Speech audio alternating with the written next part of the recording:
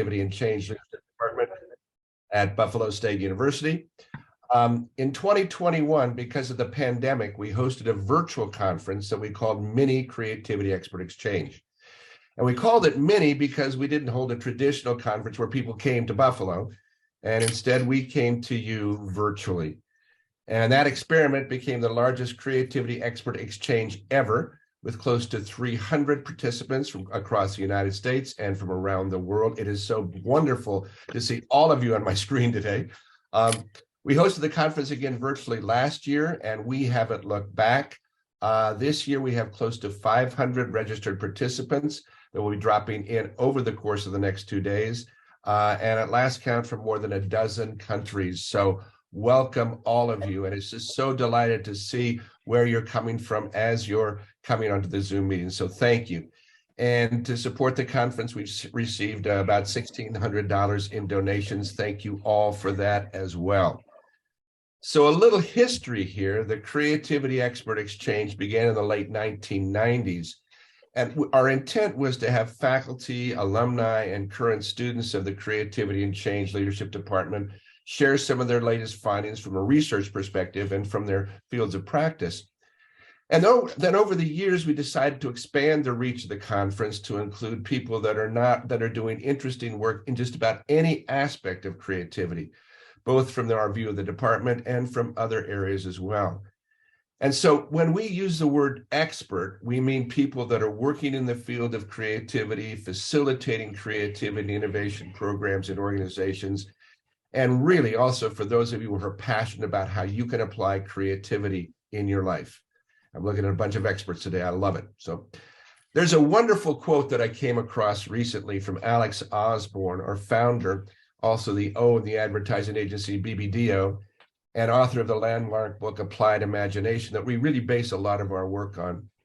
And Osborne said, I would love to have him here to see this today. He'd said, nothing could give me more satisfaction than to teach people how to make greater use of their most priceless possession, their creative imagination. And if you feel the same way, you're at the right place. This is where I pause for your applause, okay? There we go. Okay, good. So thank you. Look at that. So today and tomorrow, we have 16 sessions from more than 20 presenters. And in the spirit of cutting edge work and creativity with as many people as possible, this conference is free. It's our mission to get this information out there to you. The virtual aspect has given us a great opportunity to do that. We want to get this information out and around the world. And as we did late last year, the department is grateful for your donations. While we make the conference for free, there are some costs with running a conference, as you know, and your contribution to offset these costs really helps. So thank you. And for those of you that donated to the Barnes Noller Scholarship Fund, our students also thank you. If you've not donated yet, and if you'd like to do so, you can still make a donation through Eventbrite, through the link that you registered, and it'll be available on Monday through Monday at 5 o'clock. When you go to the link, when you want to make a donation, you just have to re-register and check the donate button. Okay, so let's get started. Let's take a look at our first slide here. All right. And there we go. So please remember to mute your microphone, make sure that your name matches your registration, turn off your camera, be in speaker view and communicate in the chat. And gentlemen, please wear pants, right? Okay. Now, some of our current session presenters later in the program, like me, will be asking you to keep your cameras on. And so please do so. That makes us feel great. So it's really at the discretion of the presenter whether to keep the camera on or off. And I love having the camera on because I love seeing all your smiling faces. Now, some of your current session presenters later in the program, like me, will be asking you to keep that camera on. Now, creativity can be transformative, and it was for me. I moved to Buffalo in 1978 from Colorado to get my master's degree in this department, and I'm happily still here. We'd like to show you a little video now from several of our program graduates about how they've used what they learned from studying creativity here at the Center for Applied Imagination. And here we go. I was in a crisis of self-confidence, to be honest, when I started. I never thought about entering into a degree of creativity and change leadership. I had my own company, as a small business. I've been an entrepreneur all my life. It was interesting. I wasn't actually looking for grad school. I did know that pursuing an MBA, which was an option, did not feed me at all. And in fact, I was like, yeah, I could do it, I'm assuming. But there's no drive, there's no pull for it. I hired as an assistant professor teaching fashion marketing and merchandising classes in the Department of Fashion and Textile Technology. And creativity was a kind of like a big challenge for me. I think there were many things happening. At my work, I was saying overwhelmed, and I was feeling like I was not doing something for myself. I need constant change. I am a person that I get bored very fast. Back then, I was in pharmaceuticals and looking to transition. So transition is something that was a little bit more in alignment with what I saw myself doing for the rest of my life.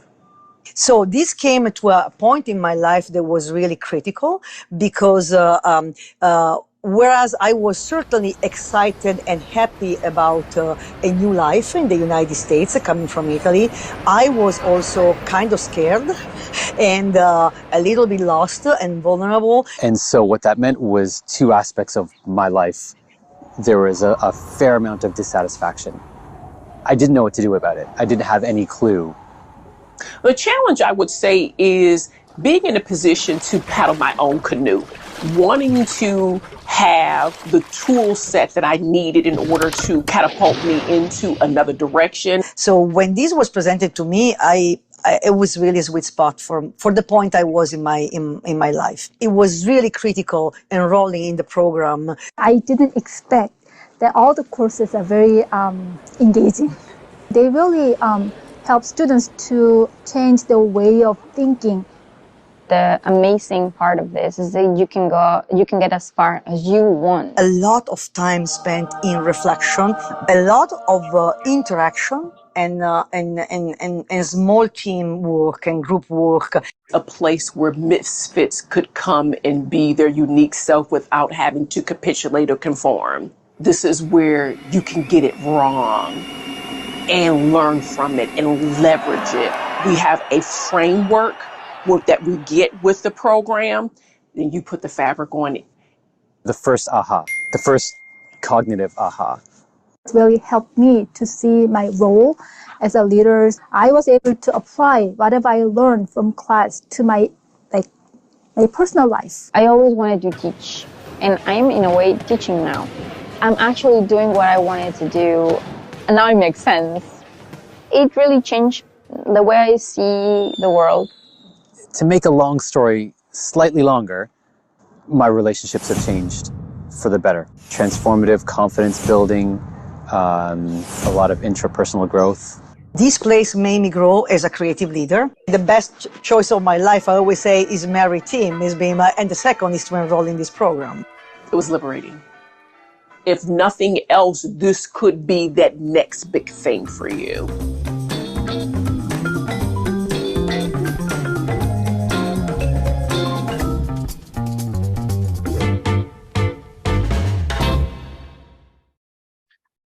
So the words that come to mind here are transformative, liberating. And I think in many cases, that's why people come here to follow their passion to study creativity. There's a lot of power in what we do, as you've seen from some of our star alumni. And as I mentioned, in many cases, it's life-changing. It's been for me.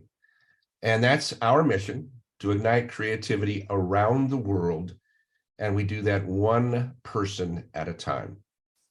And here you all are.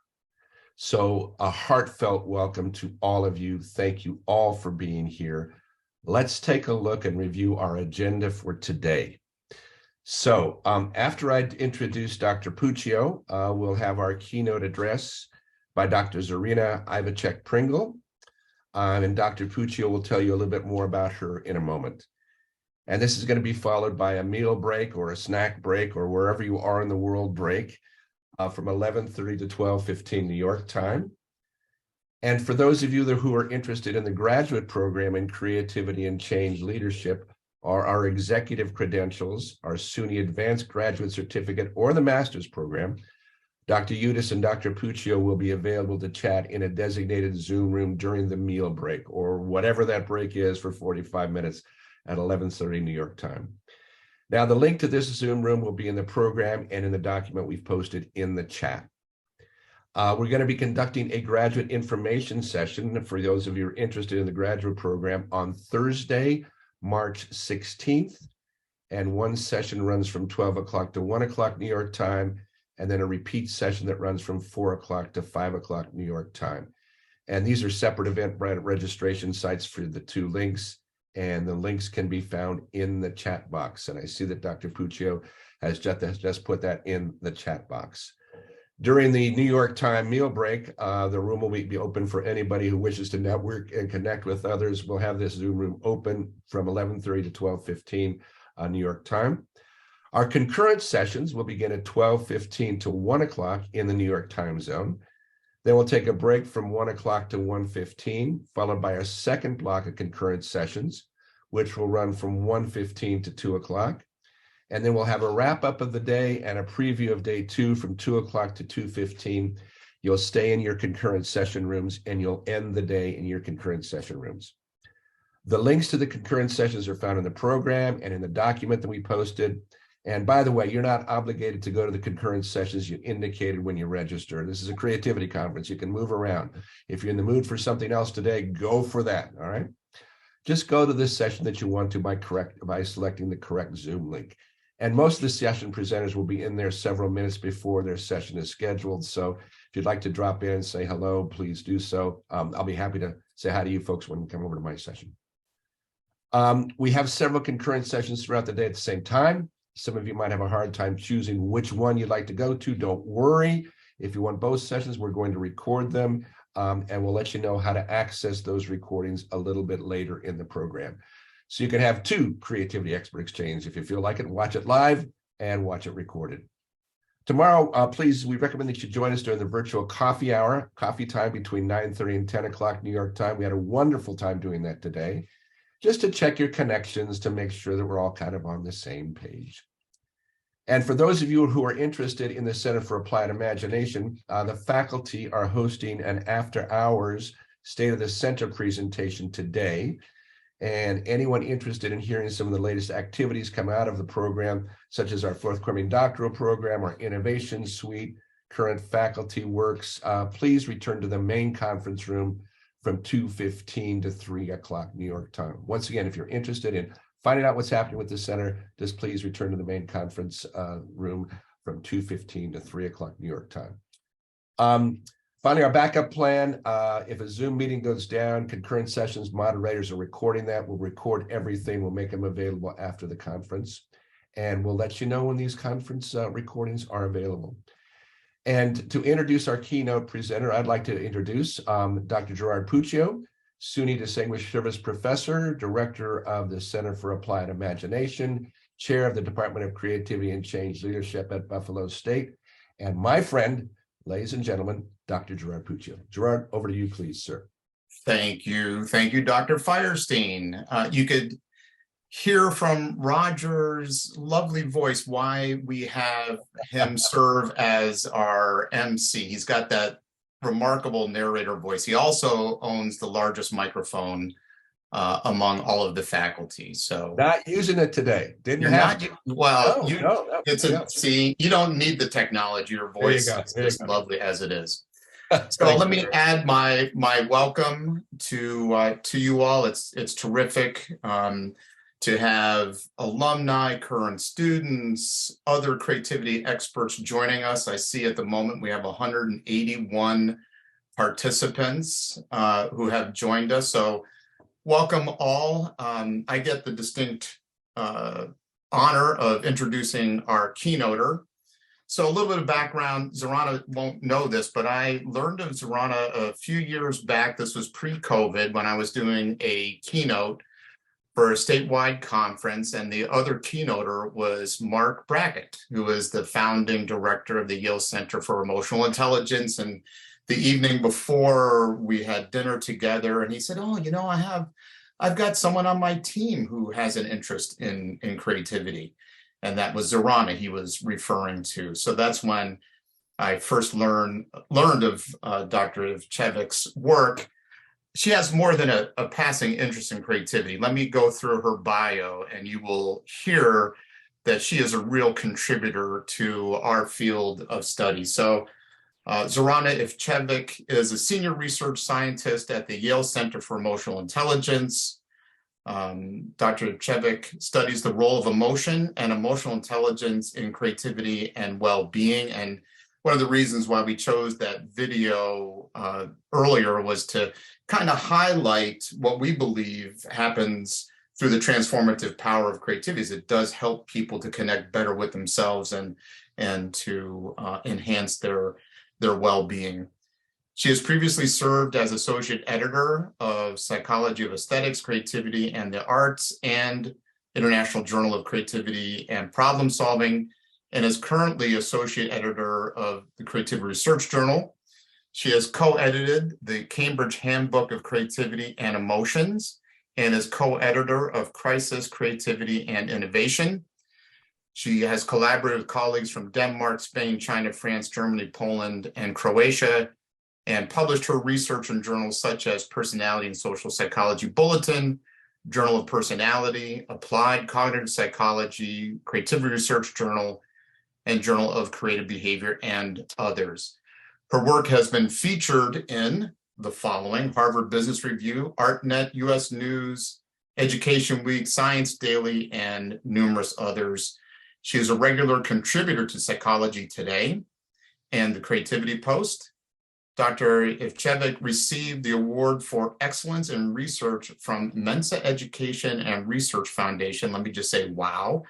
And the Berline Award for Outstanding Early Career Achievement from the Society for the Psychology of Aesthetics, Creativity, and Arts, and has been elected Fellow of the American Psychological Association. You can hear from that background how pleased we are to have Zorana with us today.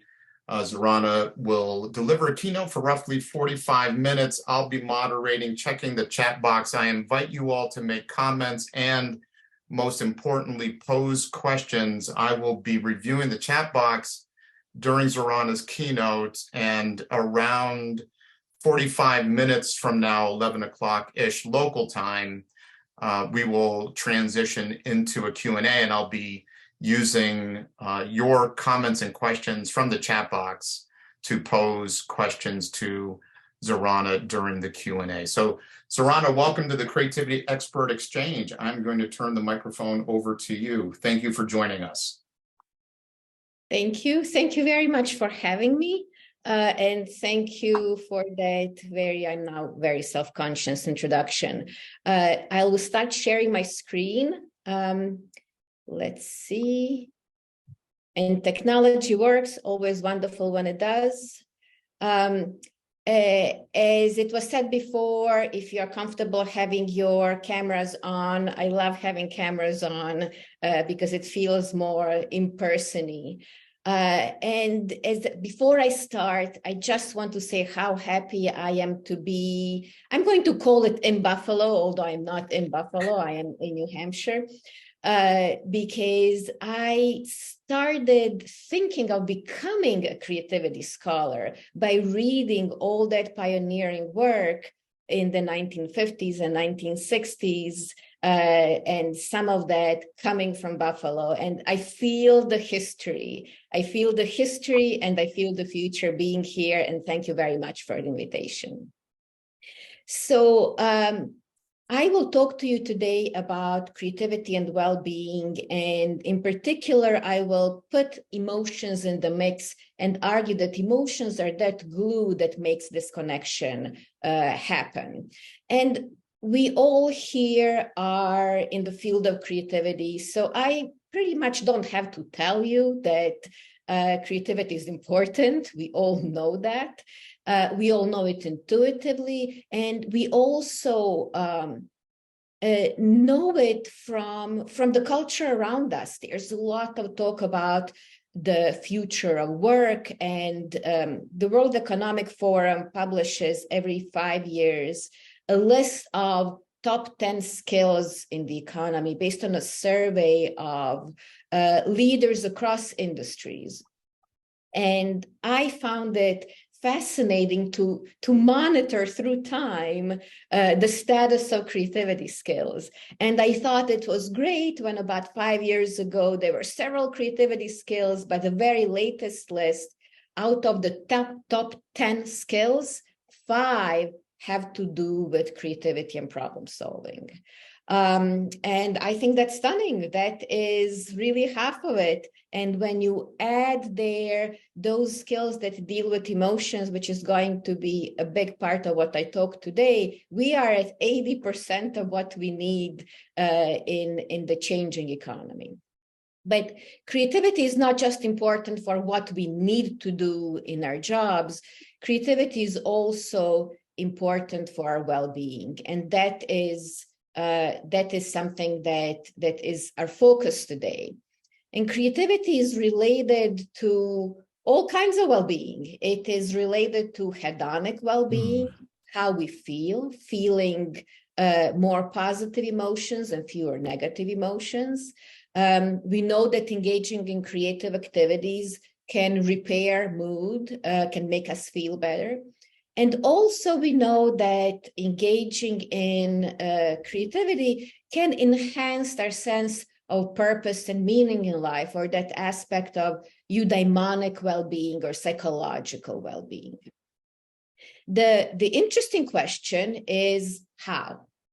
How does that happen? And as I hinted in my title, I believe that emotions and emotion skills are the important glue there.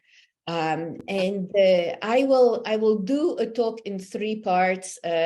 Once upon a time, I was fascinated by the work of Robert Sternberger. He had a theory in 3 parts of just about everything. So here are 3 parts of the talk today. Emotions fuel creativity. So that is how they start building creativity. But then also emotion skills, not just what we feel, but what we do with our emotions, make creativity happen. And the 3rd part is that these emotion skills are a tool for building well-being. So let's start with that, emotions fueling creativity. When in mid-1980s, modern research on creativity and emotions started. The first question was the most logical question, where to start. What feeling states, what mood states help, and which mood states hurt creativity? And a typical experiment looked something like this.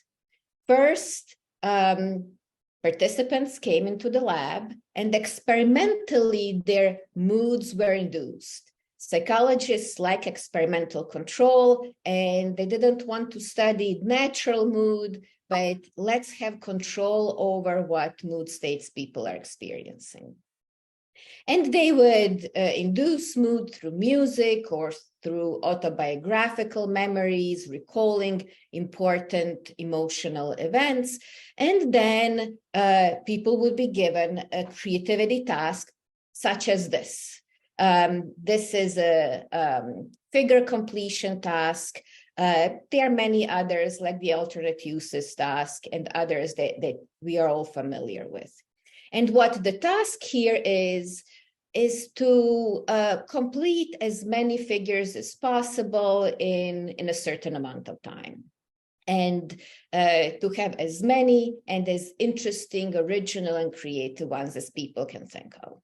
So people go, they complete the figures. We get something like this. They can be really fun. They can be really clever. And no matter how long I am doing creativity research, I always find it fun. This has also been done with other kind of tasks. I remember one time I have used the consequences task where people are giving answers to hypothetical situations.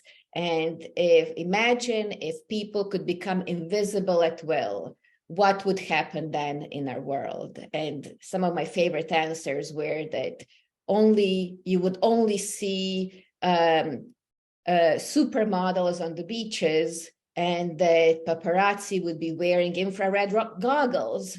So, people can be very clever with this. And doing this research for 25 years, we have been able to do meta-analysis, really analyze across studies, see what is the reliable finding with mood inductions and what happens with creativity. And what we found is that happy moods benefit creativity. And you might be familiar with this. This is very well publicized, very well communicated finding.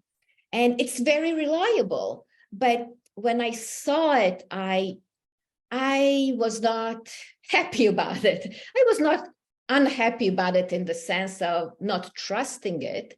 There really is a lot of research behind it. I trust it, but it didn't seem to really truly capture all that is going on.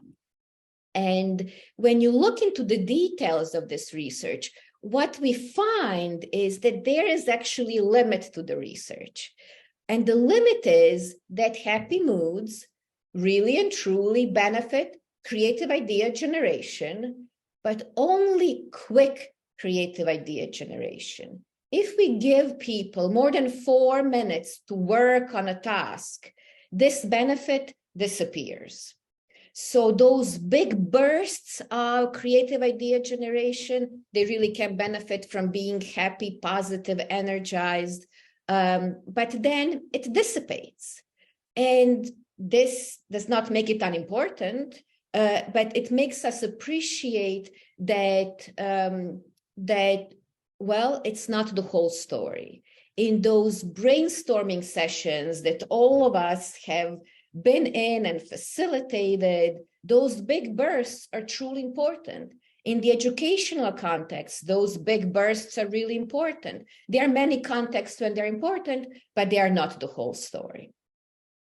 So what makes then the whole story? Where do we go from here? And I really like this quote from Neil deGrasse Tyson when he said that rational thoughts never drive creativity the way emotions do. But what emotions and how does that happen? Another very nice quote, very poetic one, from an artist, from a quintessential artist. The artist is a receptacle for emotions that come from all over the place, from the sky, from the earth, from a scrap of paper, from a passing shape, from a spider's web. It seems very poetic, but it also draws our attention to, it's not one emotion, it is not one emotion from one source, it is the breadth of it. And I was very much interested in this breadth.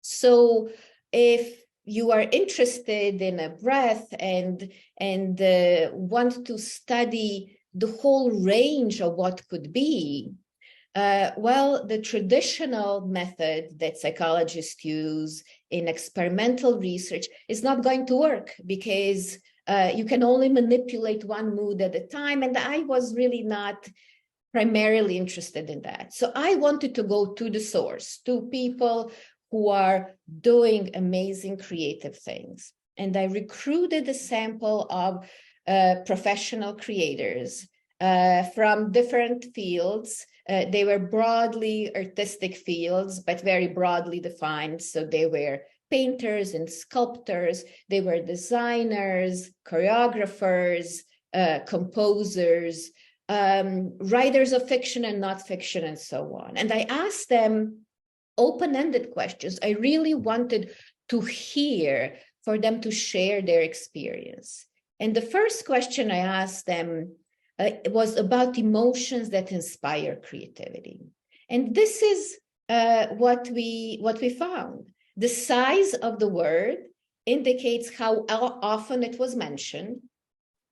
And we see that there is a big cloud and a lot going on. Yes, there are those feelings of happiness and joy, like the experimental research is telling us it's real, but there's lots more. There's love, but also there's sadness. There's nostalgia, there's awe, there's wonder, there's longing, there's also anxiety and frustration. There's a lot going on that can inspire creativity. And to put it in the words of one of these creators who was a writer, they said, the story was influenced by losses I had experienced in my own life. One of the characters was based on this woman I frequently drove by on the street. She always walked with her head bowed down and looked incredibly sad. I became so curious as to what made this woman so sad. So I invented a story about her and connected my own experiences of loss to her imagined loss. So here we see so many components of emotions at play. We see personal loss, drawing on personal loss and grief. Also, we see the element of empathy. We see that imagination and emotional imagination in there, and connection, human connection happening. And that really brings us to the question of what people do with these emotions that they have as inspiration, that come and that can fuel what they are doing. So creativity has lots of emotions going on. We've just seen some that are there in the time of inspiration, but really creativity is an emotional roller coaster. Again, we all know this, and think of what happens in the creative process. What happens is that there is that burst of ideas coming and the joy and excitement of it. There is anxiety when you are facing a blank screen and you have to start doing things. There's frustration. There's always frustration, right? Because creativity is difficult. There are going to be obstacles. There are going to be constraints. They are not pleasant. We have to deal with these challenges. There are times of feedback, and sometimes that feedback is not exactly what we want. There are times when we don't exactly succeed, at least in the beginning, at first, in one of our attempts. There's a disappointment. There's a lot going on. And to stay with the analogy of a roller coaster for a moment, for roller coasters to work, there are several things that are necessary. There are designers who have to create the fun part of it. And I hear from people who like roller coasters that those loops are fun, going upside down is fun, going up and then a big plunge down is fun. So we have to create those parts that are working well and that are moving us into the fun direction. But also, for roller coasters to work, we have to avoid the pitfalls. We have to make it safe. And both of those things have emotional components to them. And what we do with our emotions in the creative process requires skill. And in particular, I will talk about two kinds of skills that are important. One is using emotions, and the other one is managing emotions. And these sound very similar intuitively, but there actually are some very interesting differences. And both of these skills are skills of emotional intelligence. And I will go one by one to see, well, what do they do? So let's start with using emotions. Using emotions, I like to describe it as working with emotions, where we are taking emotions that we have or taking emotions that could be helpful, and we are working with them.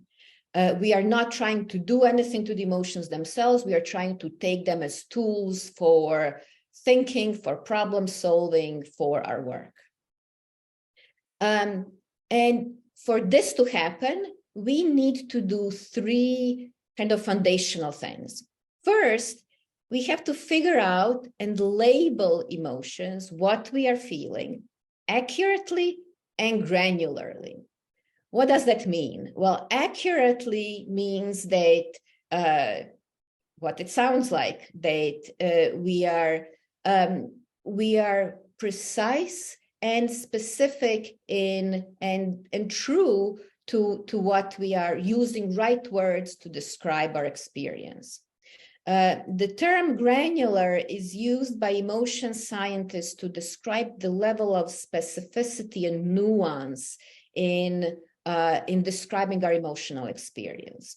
And it turns out that that granularity is important because it is related to well-being. Just the act of precisely labeling what we are experiencing helps us deal with it. We can see it in a different light, we can see it better, and if we, in experiments where people were stopped and asked to just label their emotions, we see that later on they're feeling better. So that's the first thing. It is actually much harder than it seems. And if you think of the last time that you were asked how you're doing, chances are that you have said you are fine, you are okay. Is that granular and specific? Not really, right?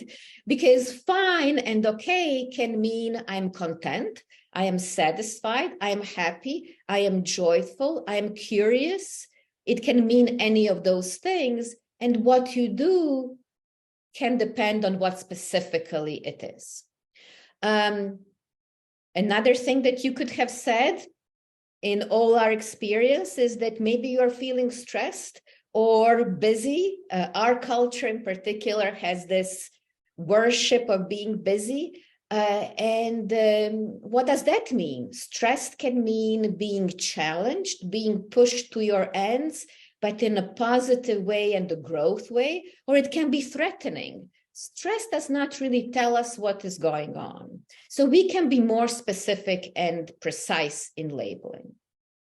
And then the second ingredient, the basic ingredient to be able to use emotions is that emotions are information, knowing that emotions are information. We all here are in the business of solving problems, and to solve problems, we need information. Emotions are just another kind of information. And different emotions are giving us different information. So when we are happy, the information we get is that everything is good in our environment and with ourselves. We are making good progress. We are successful. When we are frustrated, the information is we have hit the wall. There is an obstacle on our way. When we are angry, the information is that there is an injustice. We are seeing an injustice out there. So different emotions are going to give us different clues, and those clues can be used as part of our problem solving. And finally, the third ingredient that enables us to use our emotions is that there are emotion cognition links. Different emotions are related to different kinds of thinking and different ways of thinking. So an example of that is that energized, positive moods make us think in broad, expansive ways. They make us see the big picture. And we need the big picture, right? But there's a other side of it, that when we see that big picture in those positive energized moods, we are not able to see the details. Creative work also requires us to see details, solve the details, address the details. It has to work not just in the big vision, but in the specifics of it. Well, it turns out that more subdued moods, less activated, somewhat negative, unpleasant in nature, are better suited to tune into those details, find the problems, find the things that don't quite work out yet, and then address them. So to truly be creative in doing something, coming up with ideas, doing something with them, we are going to need in different times, different kinds of feelings. And to give you an example of this, how using emotions can work. There is a phenomenon of mood congruent thinking, and we can capitalize on it. Personal example, I am not a morning person. And the fact that I am not a morning person is an understatement. Before 10 a.m., my brain doesn't even work. And somehow magically around 10 a.m., it starts working. I am grumpy in the morning, not just before shower, not just before coffee. I am by the clock grumpy. There is no way that lots of those advice pieces that you see online of start your day early, right in the morning when you are fresh. I am not fresh in the morning, not gonna work for me. But I know that in the morning when I am grumpy, when I see everything wrong with the world, I can read what I have written and what I have come up with the day before. And there is no creativity without that. So I can pair up, I can match my grumpy mood with disentangling those details that I have produced before. I can find when an argument doesn't work. I can identify all the little things that have to be resolved because I was in the big picture mode the night before. But then, just as what they call other people or typical people hit that mid-afternoon slump, I get energized.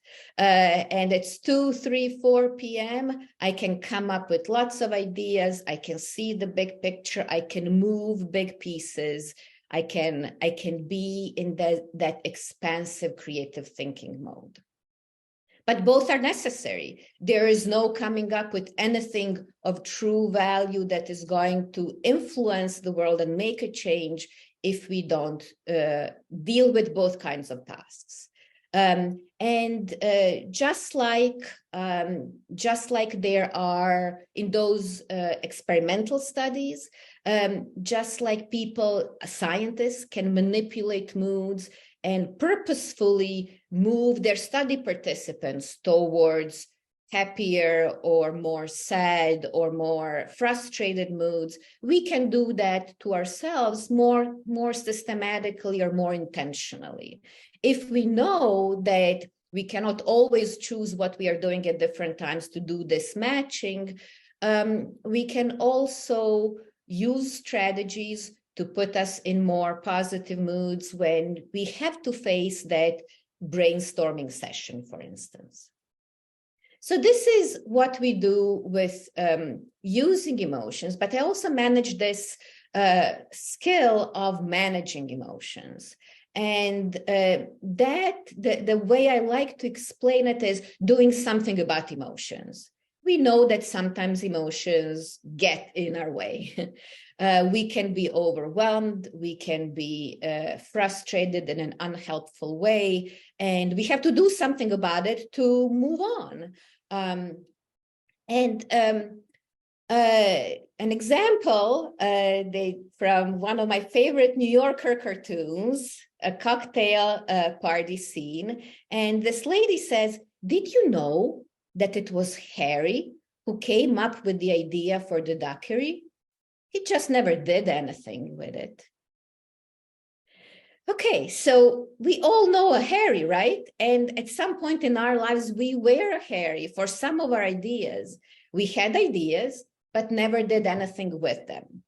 And if you remember, we all create, we are all here a group of people who are doers, but we don't develop all of our ideas. And think of what happens when we don't follow up on an idea. Maybe it's too risky, maybe it is too overwhelming, maybe it is, you can continue this line of thinking. Usually there's something emotional that comes in the way. And something emotional that could have been on Harry's mind is what we found in a study where we wanted to get to these attitudes that can get in our way. And we found three big kinds of attitudes, and they're very emotional in nature. The first one is anticipating negative social consequences. So anticipating that we are going to anger somebody, that somebody is going to think our ideas are silly, and usually those important somebodies, those who are decision makers, those who are in our audience, gatekeepers. Another kind of concern is, well, I am not comfortable taking a risk. It is that anxiety, it is internal, it's our internal anxious risk avoidance. And then there's that bright and blue of creative work feels important, it is energizing. And we have to deal with all of these. So again, I have gone to our group of creative professionals and I asked them not just what inspires you, but what is that process of doing creative action and development and building like? What happens emotionally? And this is what we found. There is happiness and joy and excitement. They're there. Certainly there's joy in creation. But see the frustration? This is the slide I call creativity is hard. We want to do creativity. It is a source of joy, excitement, and happiness, but it is also hard. And we have to acknowledge this. When we asked specifically about times of creative block, everybody was able to tell us what that feels like. And it was frustration, frustration, frustration. Yes, frustration with maybe some anxiety, maybe some fear, maybe some annoyance or anger, but it is all about frustration. And if that frustration becomes so looming, so large over us, we have to do something about it. It could be so overwhelming that we cannot move on. Okay, now you can say, but those were largely artistic professions. Does this generalize to people who maybe I am working with in organizations? So that's what we did. We went and surveyed more than 14,000 workers across the United States, all 50 states, and across all industries, demographic and industry representation to reflect the greater economy. And we asked them, how do you feel about your work tasks? What are those typical things that happen at work? And then we had questions about their creativity and innovation at work. And what I was interested in finding the group that is telling us they are doing a lot of creative work, the top creators at work. What are they experiencing emotionally? And here we see the big happiness, but they are also big, stressed, and frustrated. There's overwhelmed, some angry, some tired, some anxious. What happens, and the size of happiness is important, but it is slightly an overstatement, because when people want to say there's something positive happening, the first and almost only thing that comes to mind is the word happy. So there's much more differentiation on the unpleasant or challenging emotions than on the positive emotions. So this is a little bit of an overstatement of it. And on the negative side, you have more of differentiation. So we see there are these challenges and we have to deal with these challenges. So the question is, how do we deal with these challenges? And here is a description from one of our creators about this managing frustration in particular. So managing frustration, doing roadblocks in the process was key to be able to find solutions to problems, stay focused, keep a level head, and finish the piece, right? They don't want to be hairy, they want to actually get to the end of it. When things are going right, I feel bliss and joy when I'm welding. This was a sculptor. That feeling is highly motivating. So I design and plan my pieces so that I can maximize my feelings of joy when metalworking. So we see that they are trying to address those parts of frustration that will happen. In another study, we have examined a group of educators. They were education professionals in different roles.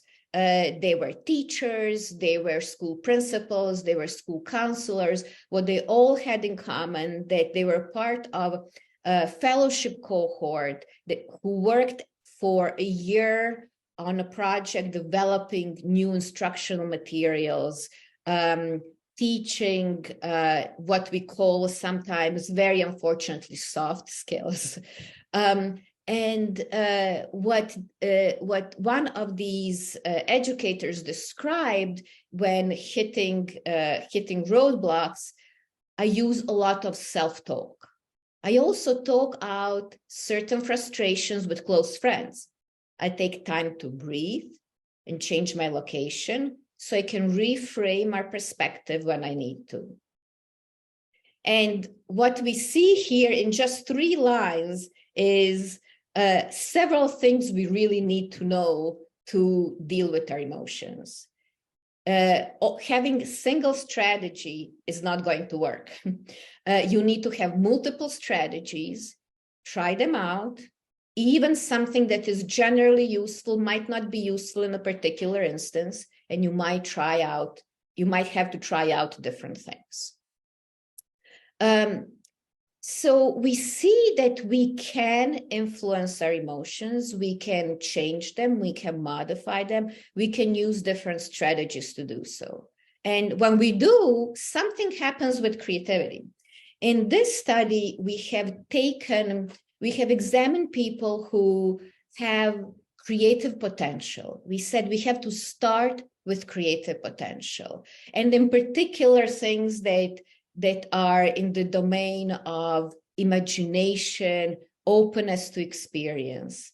And we said, okay, those people who have this potential, there are some who are going to develop it, realize it, actualize it, and some who are not. What is going to make a difference? And we wanted to see the role of the ability to manage emotions. And we've seen among those who have the potential, when they also have the ability to manage emotions effectively, what happens is that they are able to maintain their interest in what they are doing and not discard it, not say, well, I don't care about this anymore, and then persist in their efforts, maintain their efforts. And in turn, this really helps make creativity happen and make it visible. So we know now that using emotions and managing emotions can be helpful for creativity. I also have said in the very beginning that these emotion skills also build well-being. And there's research that shows that higher levels of these skills are related to better mental health, less of mental health issues like anxiety and depression, higher psychological well-being, such as personal growth, and greater social well-being, fewer difficult and interpersonally unhelpful behaviors like having big fights and higher quality of relationships. So we know these skills are important. And in the context of creativity, I was very interested in this idea of creative well-being. We have to acknowledge that there is some connection between creativity and mental health problems. This is not to say that old stereotype and myth of creativity and mental illness is true, but there is a level of vulnerability that may be going on there. And we know it may be more likely in some creative professions than others, and it could be the challenges are different for different professions. So I have started some research with artistic professions and found indeed that they are reporting higher symptoms of depression, anxiety, and stress, not high so that they would qualify for diagnosis, clinical diagnosis, but more than a comparison group in the general population. And also, going back to history and inspirational historical work, Frank Barron, back in the 1960s, in his wonderful book on creativity and psychological health, based on the research that he and his colleagues have done, has said that the creative person is both more primitive and more cultured, more destructive and more constructive, occasionally crazier, yet adamantly saner than the average person. Now, this language might be somewhat archaic, but the statement is really fascinating. This actually is the statement that made me want to be a creativity scholar. I did not know when I first read it as an undergrad what it meant, but I knew that I wanted to know and I wanted to study it and understand it. And in this study, I wanted to really get to the details of what this could mean. So yes, we have indeed found that there are higher symptoms of stress, anxiety, and depression in a sample of professional artists. But we have also found that they had higher, what I call psychological strengths. And we have administered measures of psychological well-being, including mastery, a sense of mastery and being able to address the challenges in our daily lives, personal growth, purpose and meaning, positive relationships with others, sense of self-acceptance, autonomy, hope about the future and our agency in it, and also ego resiliency. All of these were also higher in our sample of artists than in the general population sample. So here we have that what Barron said. At the same time, there are these things going on that usually don't go together. And as we analyze this data, what we found is that, yes, just like all our correlational studies say, those symptoms of mental health challenges are negatively correlated with those indicators of well-being. That is true. However, if we don't just look at variables, but we look at people, and we are in the business of working with people, in the same time, you may be experiencing some level of well-being and some level of challenges. How does it come together in individual people? And for some, indeed, just like those correlations when suggest, they did not go together. They had high symptoms of mental health problems and low indices of well-being. The opposite also. Some people had high indices of well-being and low symptoms of mental health challenges. But there was a group that had, in the same time, higher symptoms of mental health and also higher indices of well-being. And within this group, it was much more likely that you would have a creative profession than be from a general population. So in the same time, people had these aspects of vulnerability. I live in New England, and winter doesn't seem to amaze me because everything seems to die. And yet, if you have any perennials, they come back to life. They come back to life year after year after year, and seemingly miraculously. And it is not uncommon for creative individuals to be experiencing those challenges, but also to have the ability to bounce back from them. And that is that creative well-being that is not as common in the general population, but that can be a strength of those people we work with as creativity professionals, as coaches, as consultants, as builder of creative cultures. And I know I am just about at time, so I want to say thank you. Thank you again for the invitation.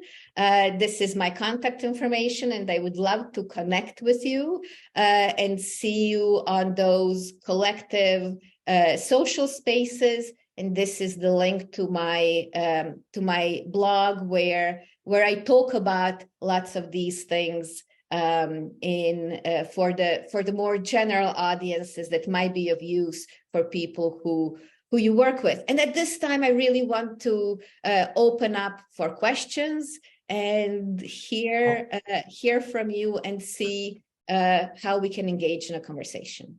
Zorana, thank you very much. Round of applause for you, both physical and digital. I've been monitoring the chat box, which, let me tell you, was difficult to do because you had fired up a lot of conversation.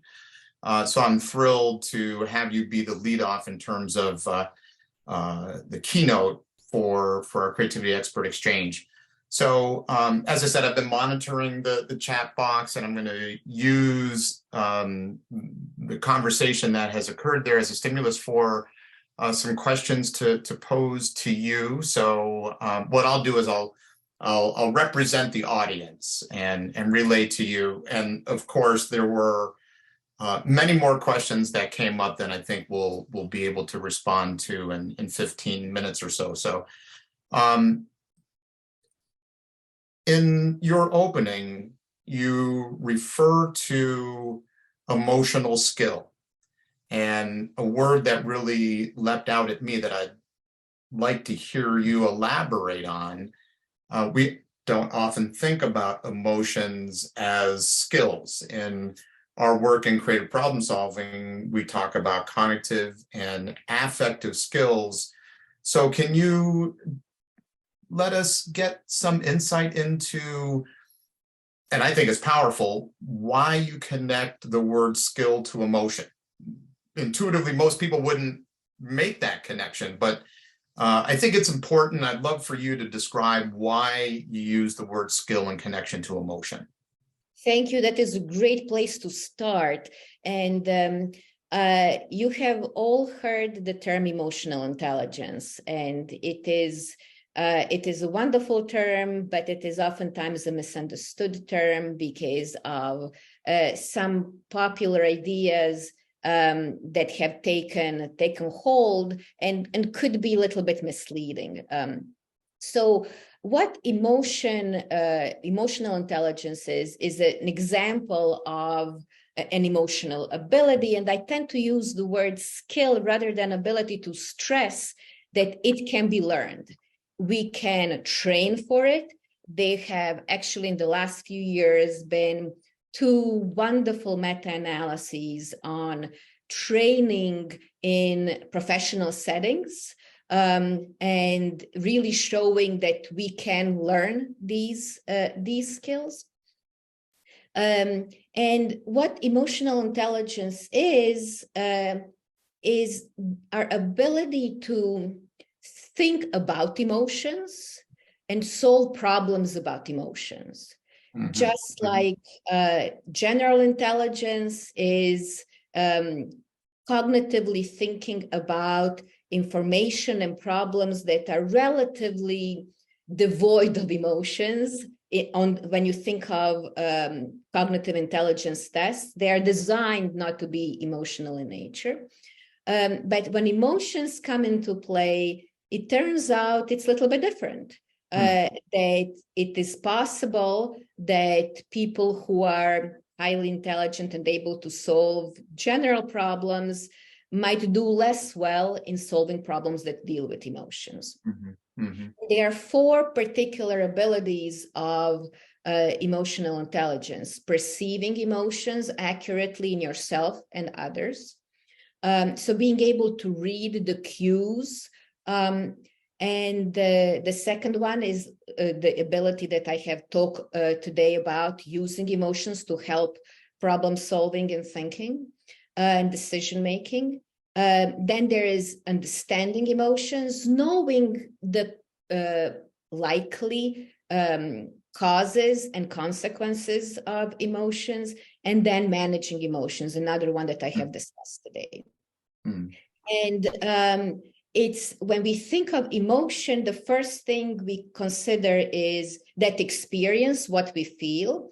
But it turns out it's very hard to, or we can say it's not possible to separate feeling, what we are feeling, and how we deal with the emotion. They are very closely related. And that's why I use the term emotion skills and not just affective skill, to draw that connection that our feeling and what we do with the feeling are very intimately related. Mm-hmm. So, as you know, from our prior conversation about the audience here at the Creativity Expert Exchange, we have many educators and trainers and creativity facilitators. So I thought the word skill was intentionally chosen, and you just reinforced that. And you alluded to, Zorana, practices or methods, ways of training. Can you talk a bit about what you have found to be the most effective ways of training these emotional skills? So you have these 4 buckets of, I'm assuming, skills in each of those areas. You can pick any one of those, or just tell us if you were to recommend top, pick 3 or 2 strategies to give us a concrete sense for. I love, if soft skills were so easy, how come more people don't have these skills? It's because it's not easy to train these skills. So what works? Well, think about training any skill. What do you need to train any skill? Learning multiplication tables and learning how to drive. What do you need? You need to have somebody to teach you. You need to practice, and you need feedback. You need to know whether, when you say that 8 times 7 is 58, no, it is actually 56. You need to have that feedback. So the same thing is for any other kind of skill. And when you think about why is it so hard to learn these skills, is that nobody teaches us. It is kind of assumed that we are going to pick them up, or that there is not even an awareness that these are skills and can be learned. We see through observation in our environments, in our family environment, in our school environment, and then our work environments, how people deal with emotions. We absorb those. Sometimes we go in opposition to those if they don't seem right, but there's very rarely an attempt to be intentional about it. And if we are not accurate in something, if we are not pinpointing something right, rarely we are corrected. And without that feedback, how can we improve? So that is that vicious thing about it, making it hard to learn. But if we are intentional about it, and if we acknowledge that, well, if we had these basics in play, we could learn, then we can do something about it. And it's a matter of practice. It is not going to happen immediately. It's not going to happen overnight. It's not going to happen in a week. It's not. We have to practice. This could be interpreted as shameless self-promotion, but here I go. At the center, we have developed an app. We were the scientific part of developing an app that teaches many of these skills, and it's called How We Feel. It starts by asking people seriously and deeply, and remember that word, granularly, how you feel. And it's based on emotion research. We know that emotions vary on the dimensions of how pleasant they are and how activated bodily activation we are experiencing. And when we put those two dimensions together, we have different families and groups of emotions. And then these groups of emotions we have populated with the first version of the app with 144 feeling words. And now there's 100 new that are being implemented, and it's going to get additional words. For each of the words, there's a definition, and there is, you can explore what you are feeling, what is going on as you are feeling it, and you can then practice using different words to get more and more specific in time. So that's an example of how you can practice, how you are given support, and the feedback part is more challenging in the context of an app, but there are other programs. For instance, we have collaborated with a group called OJI Lab, OJI, and they do trainings that combine technology and in-person components, social components, where there is that level of feedback and sociality, which is the basis of lots of emotions. I love the concrete example, and I'm going to lay out an assumption here that a key to being effective at managing your emotions is first being self-aware. And it sounds like the app that you talked about helps to promote self-awareness.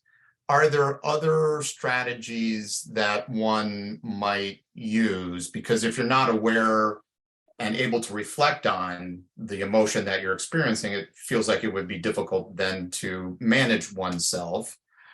So are there other tools, other strategies that people can use to begin with self-awareness? Yeah, self-awareness is number one, and not just a general awareness, but really diving into specifics. As I mentioned in my presentation, just the act of very specifically naming what you are experiencing helps us feel better about it. The app that I mentioned does not stop at awareness, but also includes tutorials and video content based on research on emotion regulation, with 6 big categories of regulation strategies, where some are more based on our bodily sensations, calming the body, calming that activation. Some are more social in nature, of reaching out in different ways. And others are more cognitive. We can approach emotions. We are here in Buffalo. It's a capital of problem solving. We can approach emotions as problems that we can solve in a cognitive way and use perspective changing tools to see them in a different way. One fascinating tool to me is creating distance between ourselves and our feelings, telling what is going on from a perspective of a third person. Imagine what would you tell if your friend was telling you this was going on. Would you tell your friend that they are a silly loser and that really this is to be expected because they are no good, as we tell ourselves? We would not. And if we create this distance, we can get very hard on ourselves. But if we say, wait a second, I would not tell this to somebody else because it could be damaging. And we can put ourselves in a different mental space. Yeah, and that reminds me, and you mentioned it in your presentation, being aware of self-talk and recognizing that. And I think there's some nice parallels between emotions as skills and lessons out of self-leadership, the emerging area within leadership literature that talks about self-leadership.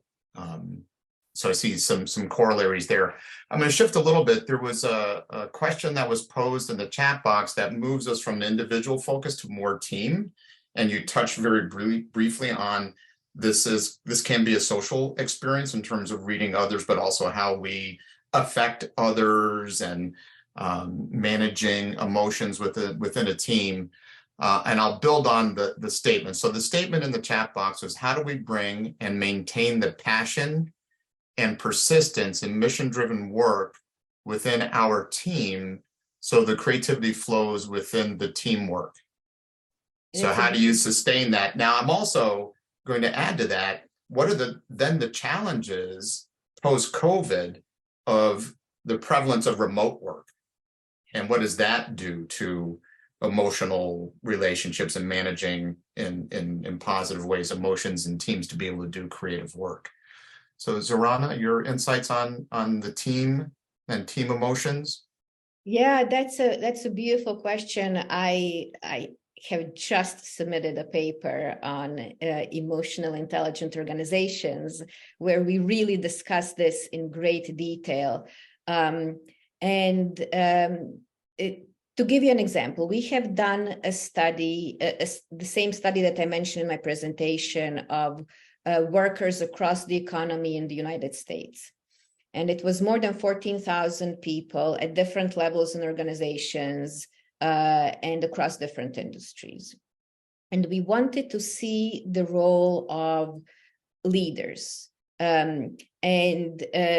The most immediate leaders that we are around are supervisors. So we have asked people to describe their supervisors and what they do in relation to emotions. And what we have found is really dramatic, actually. Those who tell us that their supervisors are acting in emotionally intelligent ways are telling us that when they are describing their experience of work, they tell us that they are feeling motivated, that they are feeling fulfilled, that they enjoy work. And then we have those who tell us that their supervisors are not acting in emotionally intelligent ways. And they are telling us that they are feeling undervalued and unvalued. They are feeling irritated. They are feeling angry. They are feeling all these gradations of from irritation and annoyance to frustration and anger and disrespect, not seen.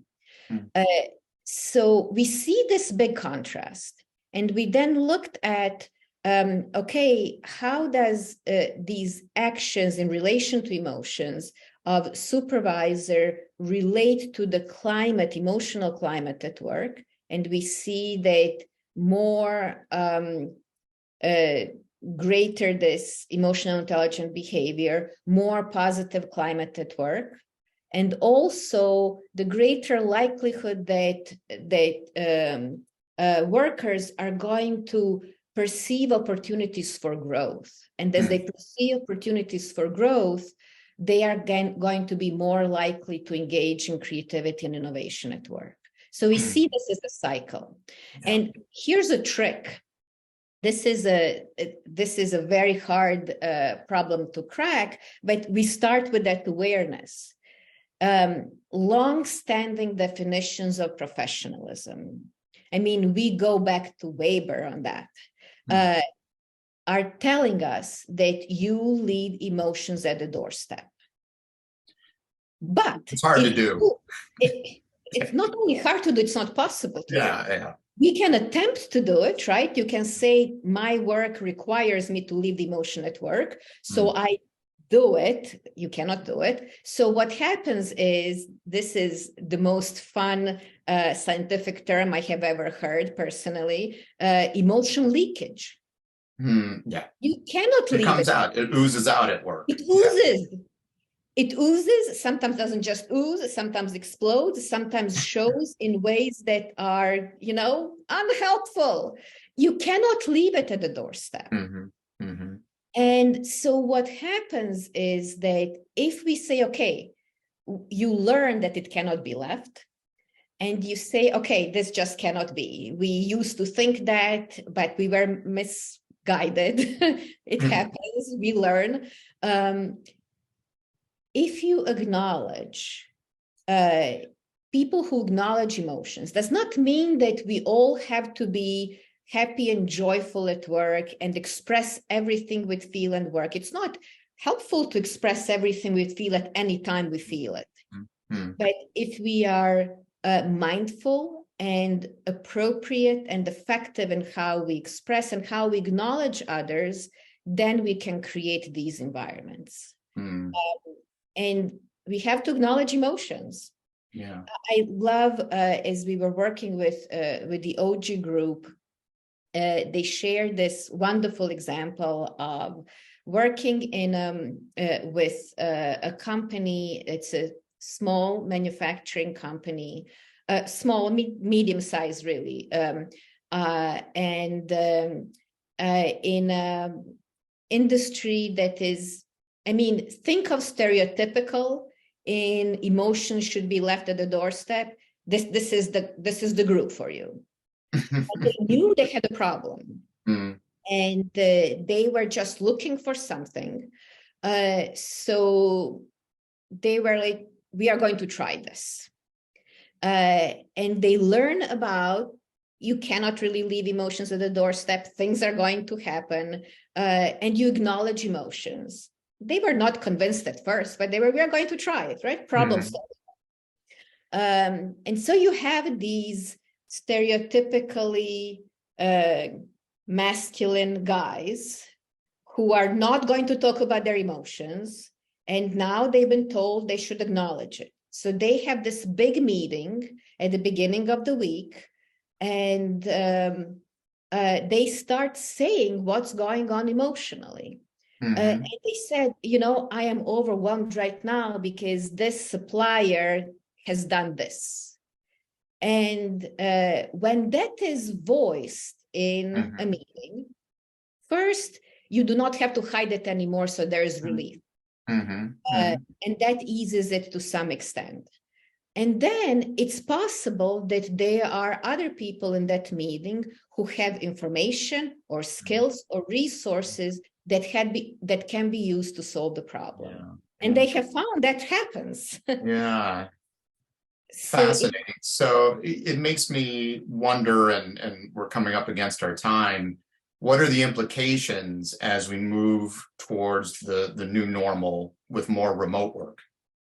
How do we have those exchanges and have that opportunity to facilitate one another, to identify challenges, to serve as resources? I can see pros and cons in terms. Yeah. We have to be intentional.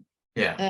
But intentional in in a way that is not just checking things on the list, and culturally sensitive. And those things are not easy to do.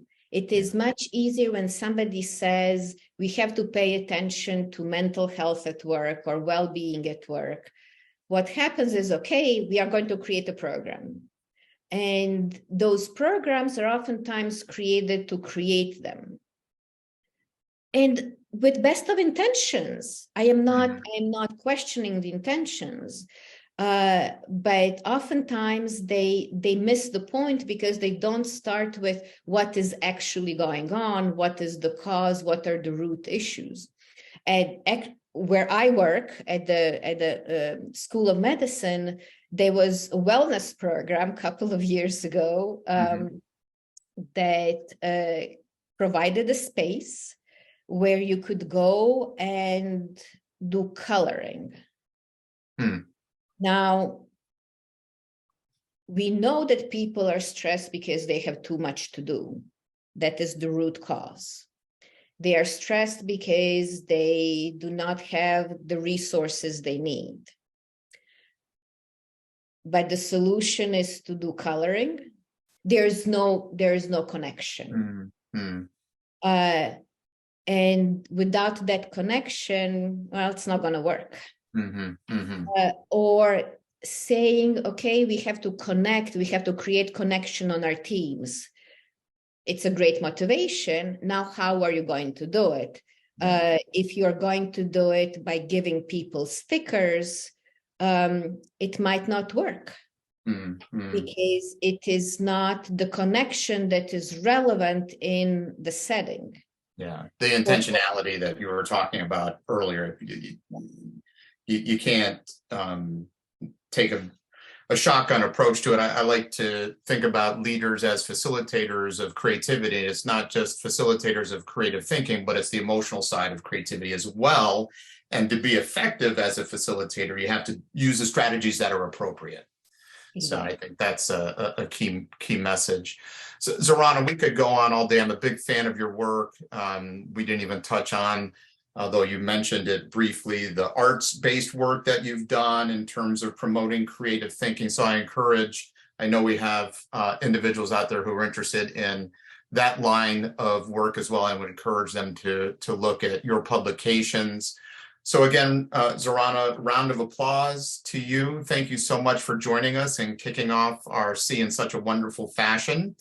I'm going to share my screen and a slide that will help us to transition into what's coming up next, folks. So the good Dr. Roger Firestein earlier shared with you the schedule. Just want to remind you of where we are. So we're coming up against our 11:30 to 12:15 meal break. During that break, Dr. Udis and I will be working. We'll take a quick break and then come back to a different Zoom link. If you want to network, this main room will be left open, but if you wish to attend that informal discussion to learn more about our graduate programs, look in the document that we've been posting periodically. I've also been posting it in the chat, Gerard. Yeah. And the direct link is in the chat, Joe? Yes. Okay, great. So you have that as well. Local time, New York time, 12:15 to 1 o'clock, our concurrent sessions begin. We've got 2 blocks with a 15-minute break in between. In your concurrent sessions during block 2, your moderators will wrap up the day. And then for anyone interested in updates from the department, we invite you to join us at 2:15, again, New York time, local time here, for a 45-minute update from faculty to find out, hey, what's happening at the Center for Applied Imagination. And finally, we invite you to connect with us. We're trying to be more attentive to social networking. We have a page that we invite you to join and follow us, Center for Applied Imagination Facebook page. And since we have many alumni with us today, I want to encourage our alumni in our private group. If you haven't joined our Facebook group, please join our Facebook group. Here's where we post announcements and share information, share podcasts, share recommended books, and so forth. So we invite you, to our alumni and graduate students to join our Facebook group. So we are at 11:31 local time. We'll leave the main room open. Those of you who are interested in learning more about our graduate program will take about a 5-minute break, and then feel free to join Dr. Udis and me in that special Zoom room. And enjoy the concurrent sessions. Thank you, everybody. We'll see you later.